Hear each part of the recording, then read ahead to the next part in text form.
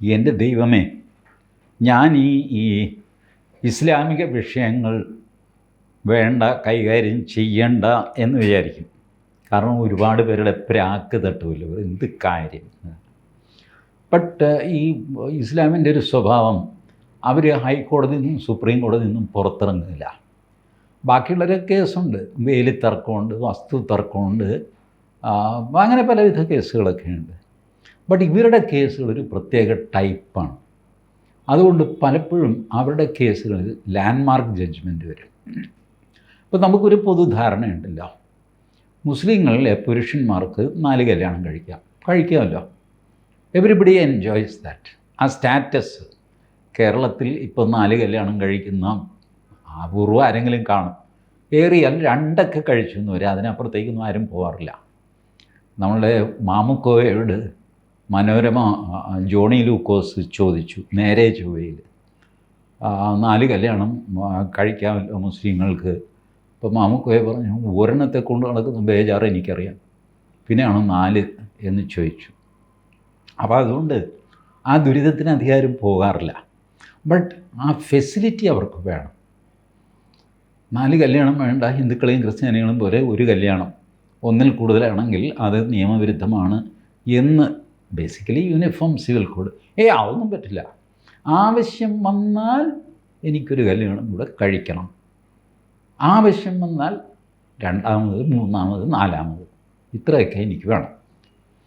ഇതിൽ ആദ്യം കയറി ഉടക്കിയത് നമ്മളുടെ ഉത്തർപ്രദേശിലെ അസം ഖാനാണ്.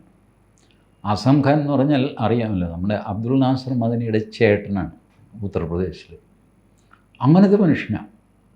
മുലായം സിംഗ് യാദവോ അതോ അഖിലേഷ് യാദവ് എനിക്ക് ഓർമ്മയില്ല. അവർ ഭരിക്കുമ്പോൾ ഇദ്ദേഹം വിദ്യാഭ്യാസ മന്ത്രിയാണ്. ഇദ്ദേഹം എന്ത് ചെയ്തു, വിദ്യാഭ്യാസ വകുപ്പിൽ ഒരു സർക്കുലർ അയച്ചു. മുസ്ലിം അധ്യാപകർ കല്യാണം കഴിക്കുകയാണെങ്കിൽ സർക്കാരിനെ, വിദ്യാഭ്യാസ വകുപ്പിനെ അറിയിക്കണം, ഇൻറ്റിമേഷൻ കൊടുക്കണം. അപ്പോൾ എല്ലാവരും കൂടെ ഇസ്ലാമിനോട് കണക്ക് ചോദിക്കുന്നോടെ, എനിക്കെത്ര ഭാര്യ ഉണ്ടെന്നറിയാം, തനിക്കെന്താ കാര്യം, റൈറ്റ് ടു പ്രൈവസി എന്ന് അയാൾ പറഞ്ഞു. അതൊന്നും സാധ്യമൊന്നുമല്ല, കല്യാണം കഴിക്കുന്നത് എന്നെ അറിയിക്കണം. അപ്പോൾ ഹിന്ദുക്കളോ ക്രിസ്ത്യൻസോ ബുദ്ധൻ അവരാരും അറിയിക്കേണ്ട, മുസ്ലിങ്ങൾ അറിയിക്കണം. പറയുന്നത് അസം ഖാൻ. കേസായി. അലഹാബാദ് ഹൈക്കോടതിയിൽ പോയി, പിന്നെ സുപ്രീം കോടതിയിൽ പോയി. അസം ഖാൻ സുപ്രീം കോടതിയിൽ സത്യവാങ്മൂലം കൊടുത്തു. 11 കോടി രൂപയാണ് വിദ്യാഭ്യാസ വകുപ്പിന് ഈ ഇസ്ലാം സംബന്ധിച്ച കേസുകൾക്ക് ചിലവാകുന്നത്. ഒരു അധ്യാപകൻ ചത്തുപോകും സർവീസ് രീതിക്ക്. ഇയാളുടെ ഭാര്യയാണെന്ന് പറഞ്ഞിട്ട് 8-10 പെബ്രനൂത്തിമാർ ഇങ്ങോട്ട് വരും. ഇയാളുടെ പെൻഷൻ എനിക്ക് വേണം, എനിക്ക് വേണം, എനിക്ക് വേണം. ഇത് ഏതാ ഭാര്യ? എല്ലാവരുടെ കയ്യിൽ ഒരു കടലാസുണ്ട്. ഏതെങ്കിലും ഒരു കാസിയോ മുല്ലയോ ആരോ ഇവരുടെ കല്യാണം നടത്തി കൊടുത്തതാണെന്നൊക്കെ പറഞ്ഞിട്ട് ഒരു കടലാസുമൊക്കെ വന്നിട്ട് ഒരു സിവിൽ കേസാണ്. മുനിസിപ്പൽ കോടതിയിൽ നിന്ന് അങ്ങ് തുടങ്ങുകയാണ്. മുനിസിപ്പൽ കോടതി, പിന്നെ ജില്ലാ കോടതി, പിന്നെ ഹൈക്കോടതി, പിന്നെ സുപ്രീം കോടതി. വാശിയാണ്. ഭർത്താവിൻ്റെ പെൻഷൻ്റെ വിഹിതം കിട്ടിയില്ലെങ്കിലും വേണ്ടില്ല, ഞാനാണ് അങ്ങേരുടെ ഭാര്യ എന്ന് തെളിയിച്ചിട്ടേ ഞാൻ അടങ്ങുള്ളൂ. കൊക്കിൽ ജീവനുണ്ടെങ്കിൽ നീ നോക്കിക്കൂടെ, നീ ഭാര്യ അല്ലെന്നും ഞാനാണ് ഭാര്യയെന്നും ഞാൻ തെളിയിക്കും എന്നൊക്കെ പറഞ്ഞ് സ്ത്രീകൾക്ക് വാശി അറിയാത്ത കാര്യം അറിയാം. ഇങ്ങനെ 11 കോടി രൂപ ഒരാണ്ടിൽ വക്കീലന്മാർക്ക് തിന്നാനായിട്ട് വിദ്യാഭ്യാസ വകുപ്പിന് കൊടുക്കേണ്ടി വരുന്നു. അസം ഖാൻ പറഞ്ഞു, ഇതെന്ത് പോക്കൃത്തരാണ്. ഞാനിവരോട് പറഞ്ഞു, നിങ്ങൾ 4 കല്യാണം കഴിക്കണമെന്നല്ലേ ഉള്ളൂ, 4 കഴിച്ചോ.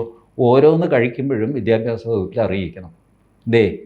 ആദ്യത്തെ ഭാര്യ ഫസീല, 2ാമത്തത് നബീസു, 3ാമത്തത് ഉമ്മു കുൽസു, 4ാമത്തത് എന്താണെന്ന് വെച്ചാൽ ആ പേര്. ഈ 4 വെച്ച് ഞങ്ങൾ അങ്ങ് ഫയൽ ക്ലോസ് ചെയ്യും.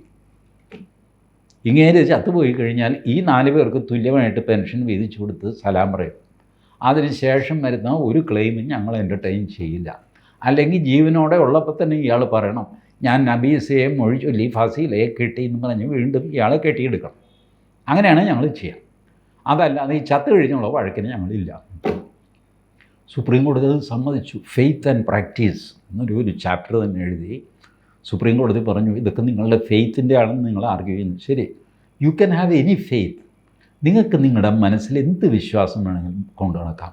ഇസ്ലാമാണ് ഏറ്റവും മഹത്തായ മതം, ഒരു സംശയവും വേണ്ട.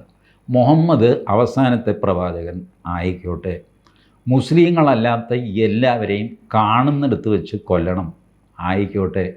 അവരുടെ പെടലി വെട്ടണം, അവരുടെ വിരലുകൾ ചതയ്ക്കണം, ആയിക്കോട്ടെ. ഇങ്ങനെയൊക്കെ നിങ്ങൾക്ക് മനസ്സിൽ കൊണ്ട് നടക്കണം, പ്രവൃത്തിയിൽ പറ്റില്ല. Faith is one thing. കാരണം ഫെയ്ത്ത് നിങ്ങളുടെ തലയ്ക്കുള്ളിലിരിക്കുകയാണ്. TG മോഹൻദാസ് എന്ന് പറയുന്ന ഞാൻ വിചാരിക്കുന്നു ഭൂമിയിൽ ഏറ്റവും യോഗ്യൻ ഞാനാണ്, ബാക്കിയുള്ളവരെല്ലാവരും കൊല്ലപ്പെടേണ്ടവരാണ് എന്ന് ആലോചിച്ച് മനസ്സിൽ ഉറപ്പിച്ച് സുഖമായിട്ട് എനിക്ക് ജീവിച്ച് മരിച്ചു പോകാം. പക്ഷേ ഈ ആശയം നടപ്പിലാക്കാൻ റോഡിൽ ഇറങ്ങിക്കഴിഞ്ഞാൽ പോലീസ് പിടിച്ചുകൊണ്ട് പോകും, ഇല്ലേ? ഇപ്പോൾ സുപ്രീം കോടതി പറഞ്ഞു faith is permitted, you don't have a control over someone's faith. അതയാളുടെ തലച്ചോറിലിരിക്കുകയല്ലേ. അത് സുപ്രീം കോടതിക്ക് എങ്ങനെ കൺട്രോൾ ചെയ്യാൻ പറ്റും, നിരോധിക്കാൻ പറ്റും? ഒന്നും ചെയ്യാൻ പറ്റില്ല. അപ്പോൾ ഫെയ്ത്ത് അവിടെ ഇരിക്കട്ടെ, പ്രാക്ടീസ് അതിൽ കോടതി ഇടപെടും, സർക്കാർ ഇടപെടും. ഈ ഇടപെട്ടിരിക്കുന്നത് സർക്കാരിൻ്റെ ഈ പറഞ്ഞ ബുദ്ധിമുട്ടുകൾ ഞങ്ങൾ അംഗീകരിക്കുന്നു. അതുകൊണ്ട് പ്രാക്ടീസ് ഭരണഘടനാ വിധേയമായിരിക്കണം. Faith can be anything. നിങ്ങൾ ആറുകൊലയാണ് പൂജിക്കുന്നത്, പൂജിച്ചോ, ഒരു കുഴപ്പമില്ല. ആറുകൊലയാണെന്ന് പറഞ്ഞ് വഴിയെ പോയതിൻ്റെ തലയിൽ കയറായിരുന്നാൽ മതി, വേറൊരു കുഴപ്പമില്ല. നിങ്ങളുടെ വിശ്വാസം കൊണ്ട് നിങ്ങൾ ജീവിച്ചോ. അപ്പോൾ ഇങ്ങനെ ഇരിക്കുമ്പോൾ കേരള ഹൈക്കോടതിയിൽ ഇപ്പോൾ വന്നത് ഡോക്ടർ ജസ്റ്റിസ് കൗസർ എടപ്പകത്തിൻ്റെ ഒരു ലാൻഡ്മാർക്ക് ജഡ്ജ്മെൻ്റ് എന്ന് ഞാൻ വിചാരിക്കുന്ന ഒരു ജഡ്ജ്മെൻറ്റ് വന്നു. ഇതിൽ പ്രശ്നം എന്താണെന്ന് വെച്ചാൽ, ഹസീന 38 വയസ്സ്, മുഹമ്മദ് സഹൽ, മുഹമ്മദ് സഫൽ 19ഉം 15ഉം വയസ്സുള്ള അവരുടെ 2 ആൺകുട്ടികളാണ്. സഹലിനും സഫലിൻ്റെയും അമ്മയാണ് ഹസീന, 38 വയസ്സ്. ഇവരുടെ ഭർത്താവ് സുഹൈൽ 40 വയസ്സ്, അയാൾക്കെതിരെയാണ് കേസ്. കേസ് എന്താണെന്ന് വെച്ചാൽ, ഇവരുടെ ഭർത്താവ് ഇവർ ജീവനോടെ ഇരിക്കെ വേറൊരു കല്യാണം കഴിച്ചു. ഈ സ്ത്രീ ഇറങ്ങി ഒറ്റ പോക്ക് പോയി. ഹസീന, ഞാൻ വേറെ പോവുകയാണെന്ന് പറഞ്ഞിട്ട് അവരിറങ്ങിപ്പോയി. അല്ല, എനിക്ക് 2 കല്യാണം കഴിക്കാം, കഴിച്ചോടോ താൻ, അതിന് ഞാൻ തനിക്കിവിടെ കാവൽ കിടക്കണമെന്നില്ലല്ലോ, എനിക്ക് സൗകര്യമില്ല തൻ്റെ കൂടെ താമസിക്കാൻ. അവരിറങ്ങിപ്പോയി മക്കളെയും കൊണ്ടിട്ട്. അന്തസ്സുള്ളൊരു സ്ത്രീ. മാത്രമല്ല, കുടുംബക്കോടതിയിൽ അവർ കേസ് കൊടുത്തു, എനിക്ക് ഈ മനുഷ്യൻ ചിലവിന് തരണം, മെയിൻ്റനൻസ് തരണം എനിക്ക്. ഇയാൾ വാദിച്ചു, ഇവൾ എൻ്റെ കൂടെ താമസിക്കുന്നില്ല, പിന്നെ എങ്ങനെ ചിലവിന് തരാൻ പറ്റും? അവർ പറഞ്ഞു, ഞാൻ താമസിക്കണമെന്നില്ല, എനിക്ക് താമസിക്കാൻ സൗകര്യമില്ല, താൻ വേറൊരുത്തിയെ കൊണ്ടുവന്ന് അവിടെ താമസിപ്പിച്ചിട്ടുണ്ടല്ലോ, അവളുടെ കൂടെ താനിങ്ങ് താമസിച്ചാൽ മതി, ഞാൻ വേറെ താമസിക്കാം അന്തസ്സായിട്ട്, എനിക്ക് തന്നെ വേണ്ട, ഞാൻ എൻ്റെ മക്കളുമായിട്ട് കഴിച്ചു, പക്ഷേ ഞങ്ങളുടെ ചിലവിന് കാശ് തരണം. എത്ര? 10,000 രൂപ ഒരു മാസം അമ്മയ്ക്ക്, 8,000 രൂപ മൂത്ത മകന്, 6,000 രൂപ ഇളയ മകന്, 10, 8, 18, 6, 24,000 രൂപ എണ്ണി വയ്ക്കുക. വീരസേൻ്റെ അടുത്ത് എടുക്കണ്ട. വിവാഹമോചനം നടന്നിട്ടുമില്ല, മൊഴി ചൊല്ലിയിട്ടുമില്ല.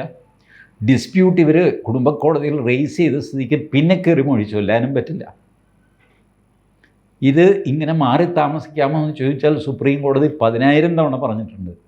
മുസ്ലിങ്ങൾ 4 കെട്ടിക്കോ, പക്ഷേ മറ്റേ ഭാര്യയ്ക്ക് ഇഷ്ടമില്ലെങ്കിൽ അവർ മാറി താമസിക്കും, അവരുടെ കാര്യം ഈ ഭർത്താവ് തന്നെ നോക്കണം.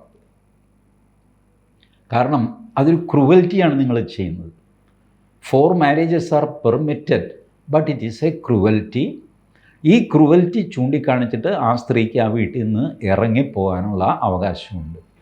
ആത്മാഭിമാനമുള്ളൊരു സ്ത്രീക്ക് വേറെ 2-3 പേരെ കൂടെ ഇയാൾ വീട്ടിൽ കൊണ്ടുവന്ന് താമസിപ്പിക്കുന്നത് ശരിയാവുക, ഇഷ്ടപ്പെടുക? അപ്പോൾ അതങ്ങനെയല്ല, സ്ത്രീകളത് സഹിച്ചോളണം. ഉണ്ടായിരുന്നു ഈ സിസ്റ്റം ഹിന്ദുക്കളുടെ ഇടയിലില്ലായിരുന്നോ? 2-3 കല്യാണം കഴിക്കുന്നവർ ഒരു 2 തലമുറ മുമ്പ് വരെ ഉണ്ടായിരുന്നു. എനിക്ക് നല്ല ഓർമ്മയുണ്ട്, എൻ്റെ കുടുംബത്തിലുണ്ടായിരുന്നു. 3 കല്യാണം കഴിഞ്ഞ അപ്പൂപ്പൻ, 2 കല്യാണം കഴിഞ്ഞ അപ്പൂപ്പൻ, കല്യാണമേ കഴിക്കാത്ത അപ്പൂപ്പൻ, ഇതൊക്കെ ഉണ്ടായിരുന്നു. അതെല്ലാം കൂടെ യൂണിഫോമാക്കി. ക്രിസ്ത്യാനികൾക്ക് പണ്ടേ പിന്നെ അവരുടെ ബൈബിൾ സിസ്റ്റം അനുസരിച്ച് തന്നെ ഒരു ഭർത്താവിന് ഒരു ഭാര്യ എന്നുള്ളതായിരുന്നു. വേറെ ഭാര്യയുണ്ടെങ്കിൽ പുറത്തു മിണ്ടരുത്, സൂത്രത്തിൽ എന്തെങ്കിലും സാധിച്ചോളണം, ആരും അറിയാതെ. പിന്നെ പോയി കുമ്പസാരിക്കുകയോ അങ്ങനെ എന്തെങ്കിലും ചെയ്ത് രക്ഷപ്പെടാം. ഇങ്ങനെയായിരുന്നു സിസ്റ്റം. ഈ നമുക്ക് ഒരു ട്രബിൾഡ് പാസ്റ്റ് ഉണ്ടെങ്കിൽ അത് സമ്മതിക്കുക, accept. There was a trouble in our past, we rectified that. ഇത് ഹിന്ദുസും ക്രിസ്ത്യാനിയും റെക്ടിഫൈ ചെയ്യാൻ തയ്യാറാണ്, ഇസ്ലാം റെക്ടിഫൈ ചെയ്യാൻ തയ്യാറല്ല. അപ്പോഴാണ് കോടതികൾ ഇതുപോലത്തെ റെസ്ട്രിക്ഷൻസ് കൊണ്ടുവന്നത്. ഓക്കെ, നിങ്ങളിത് തിരുത്താൻ തയ്യാറല്ലോ, അല്ല, എന്നാൽ ആ സ്ത്രീക്ക് ഇറങ്ങിപ്പോകാൻ അവകാശമുണ്ട്. ഇറങ്ങിപ്പോയി അവർ വേറെ താമസിക്കും, ചിലവിന് കൊടുക്കും. അവർക്ക് 24,000 രൂപ മാസം ചിലവിന് കൊടുക്കണമെന്ന് പറഞ്ഞിട്ട് അവർ കേസ് കൊടുത്തു. ഇതിൽ ഡിസ്പ്യൂട്ടൊന്നുമില്ല, കല്യാണം ഞാൻ കഴിച്ചിട്ടിരുന്നു, ഈ സ്ത്രീ ആരാ എനിക്കറിഞ്ഞുകൂടാ, എൻ്റെ പിള്ളേരല്ല, അങ്ങനത്തെ ഉപദ്രവമൊന്നുമില്ല. ഇതൊക്കെ സമ്മതിക്കുന്നുണ്ട്. ഞാൻ കല്യാണം കഴിച്ചത് തന്നെയാണ്, എൻ്റെ പിള്ളേർ തന്നെയാണെന്നൊക്കെ സമ്മതിക്കുന്നുണ്ട്. ഈ സ്ത്രീ പറഞ്ഞു, ഇദ്ദേഹം ഗൾഫിൽ ഒരു സൂപ്പർ മാർക്കറ്റിലാണ് ജോലി ചെയ്യുന്നത്, 1,00,000 രൂപ മാസം വരുമാനമുണ്ട്. ഇത് കൂടാതെ നാട്ടിലെ പ്രോപ്പർട്ടിയിൽ നിന്നൊക്കെ ഒരു 25,000 രൂപ വേറെ, മാസം 1,15 ലക്ഷം രൂപ ഈ മനുഷ്യന് വരുമാനമുണ്ട്. ആ സ്ത്രീ 24,000 ചോദിക്കുന്നുള്ളൂ. അത് കൊടുക്കരുതോ? ഈ ദുഷ്ടം കൊടുക്കില്ല എന്ന് മാത്രമല്ല, ഇയാൾ പറയുന്നത് ഞാൻ ഗൾഫിലായിരുന്നു, പക്ഷേ ഇപ്പം ഞാൻ ഗൾഫിലല്ല, ഞാൻ മദ്രാസിൽ ഒരു ബേക്കറിയിൽ ജോലി ചെയ്യുകയാണ്, 8,000 രൂപയെ ശമ്പളമുള്ളൂ. പക്ഷേ എടോ, എൻ്റെ പാസ്പോർട്ടിൽ താൻ ഗൾഫിലാണല്ലോ, താൻ കഴിഞ്ഞ മാസമാണല്ലോ ഇവിടെ വന്നത്. അല്ല, കഴിഞ്ഞ മാസം മുതൽ ഞാൻ ആ ജോലി വിട്ടു, ഞാൻ മദ്രാസിലാണ്. മദ്രാസിൽ ഏത് ബേക്കറി? അത് Chettiar and sons. Chettiar and ഏത് ചെട്ടിയാർ? കാരണം കോടതിയിൽ വിസ്തരിക്കുമ്പോൾ ഇപ്പോൾ പരിഭ്രമിച്ചു ഒരു കള്ളമൊക്കെ പറഞ്ഞു കഴിഞ്ഞാൽ. ചുരുക്കി പറഞ്ഞാൽ ഇയാൾ പറഞ്ഞു 8,000 രൂപ എനിക്ക് കിട്ടുന്നുള്ളൂ, അതുകൂടാതെ ഞാൻ രണ്ടാമത് കല്യാണം കഴിച്ച ഭാര്യ, അവൾക്ക് ചിലവിന് കൊടുക്കാനുണ്ട്, എനിക്കാണെങ്കിൽ തീരെ സുഖമില്ല, 2 കാലിനും നീരിറങ്ങിയിരിക്കുക, ഇടയ്ക്കിടയ്ക്ക് തലചുറ്റും എന്നൊക്കെ പറഞ്ഞ്.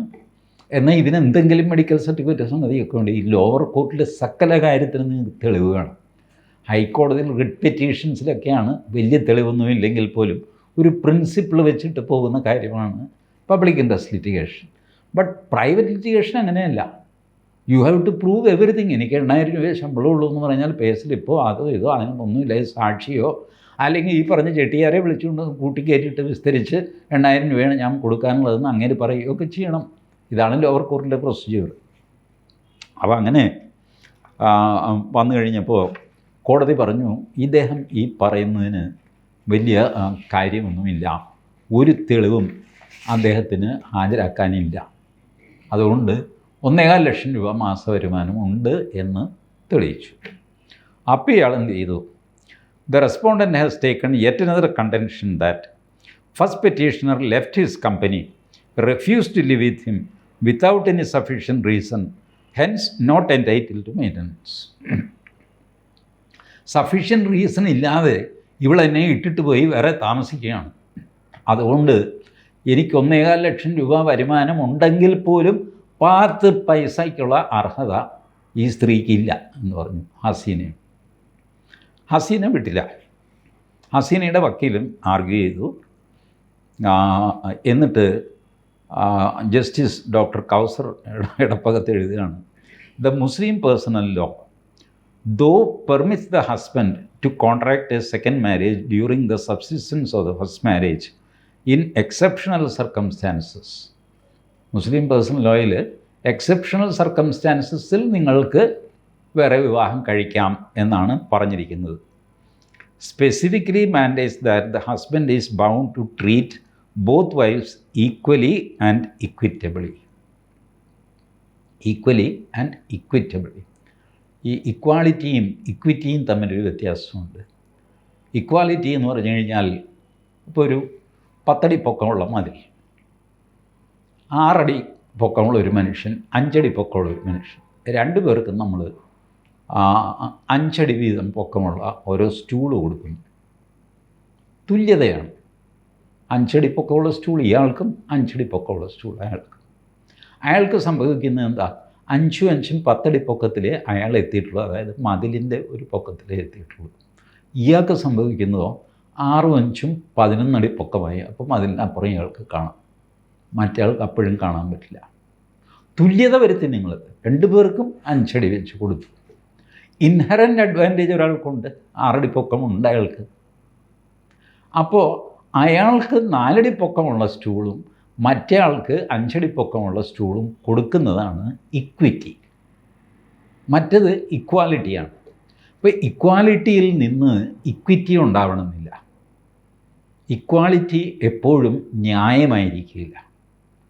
ഒരു കൈക്കുഞ്ഞ്, പിന്നെ 80 വയസ്സുള്ള അപ്പൂപ്പൻ.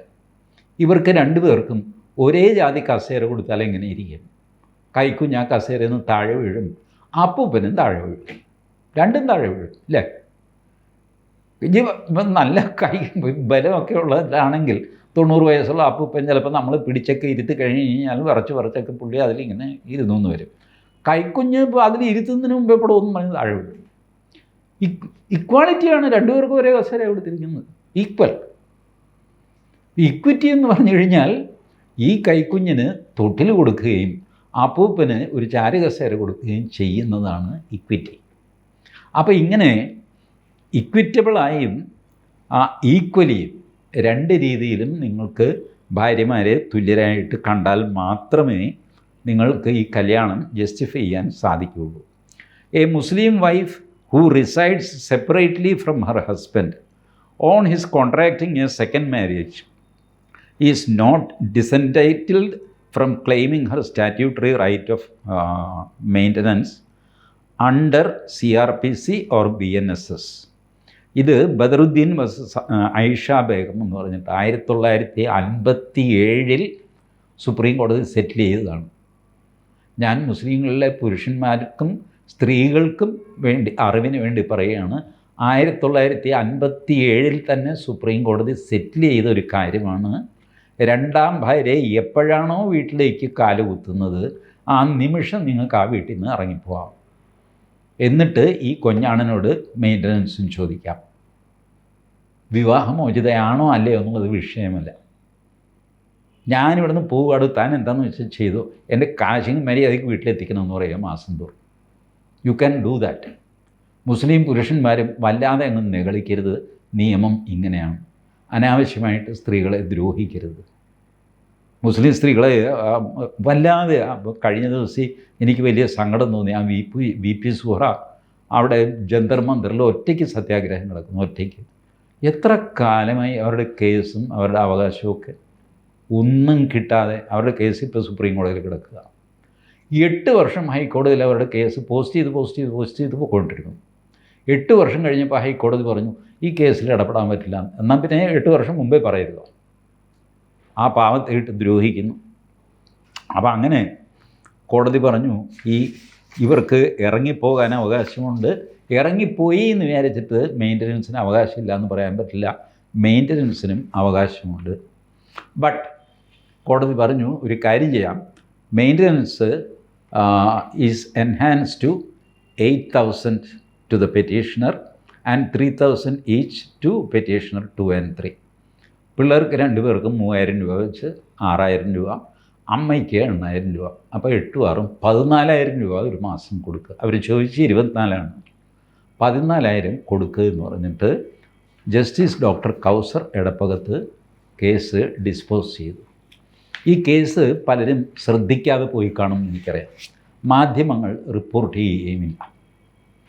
ഞാനിത് റിപ്പോർട്ട് ചെയ്തില്ലെങ്കിൽ അത് മുസ്ലിം സ്ത്രീകളോടും പുരുഷന്മാരോടും ചെയ്യുന്ന കാരണം പുരുഷന്മാർക്കും കുറേ തെറ്റിദ്ധാരണകളുണ്ട്. എൻ്റെ സുഹൃത്തുക്കൾ പുരുഷന്മാർ തന്നെ പറഞ്ഞിട്ടുണ്ട്, ഞങ്ങൾക്ക് എപ്പോൾ വേണമെങ്കിലും അങ്ങനെയല്ല. അങ്ങനെയൊക്കെ ചെയ്താൽ വലിയ പ്രയാസമാണ് അതിൽ നിന്നൊക്കെ ഊരാൻ. നിങ്ങൾ വിചാരിക്കാത്ത കോൺസിക്വൻസസ് ഉണ്ടാകും. ആ consequences has been settled and approved by Supreme Court way back in 1957. അത് മനസ്സിൽ വയ്ക്കുക. Thank U.